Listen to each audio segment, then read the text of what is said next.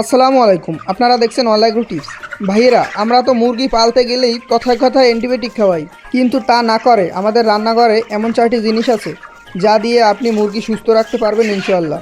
সেই জাদুকরী জিনিসগুলো হলো আদা, রসুন, পেঁয়াজ, হলুদ।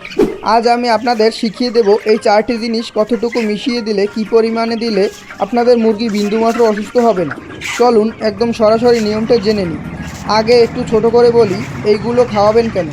রসুন, এটা হলো প্রাকৃতিক অ্যান্টিবায়োটিক। এটা খাওয়ালে মুরগির ভাইরাস, জ্বর, ব্যাকটেরিয়া রোগ হয় না।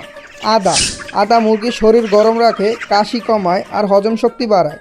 হলুদ, হলুদ মুরগির শরীরের ভেতরে কোনো ক্ষতিকারক আঘাত থাকলে বা লিভারের সমস্যা থাকলে সেটা সরাসরি দূর করে দেয়, মানে কমিয়ে দেয়। পেঁয়াজ মুরগিকে সর্দি কাশি থেকে বাঁচায় এবং শরীরে দ্রুত শক্তি দেয়। বানানোর সঠিক নিয়ম ও পরিমাপ।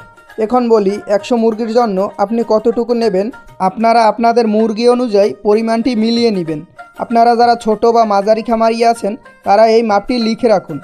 আদা 30 গ্রাম, রসুন 30 গ্রাম, পেঁয়াজ 50 গ্রাম, হলুদ 10 থেকে 15 গ্রাম।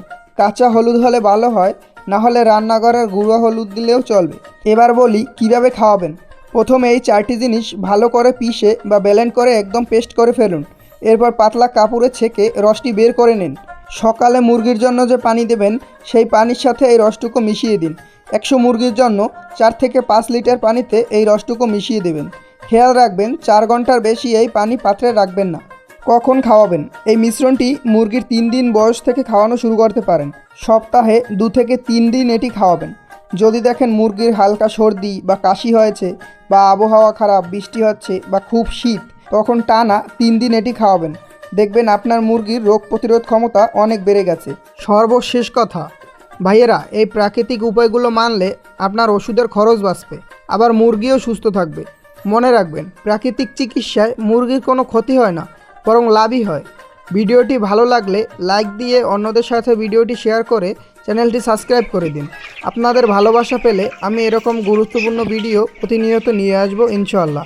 এতক্ষণ সাথে থাকার জন্য ধন্যবাদ। আসসালামু আলাইকুম।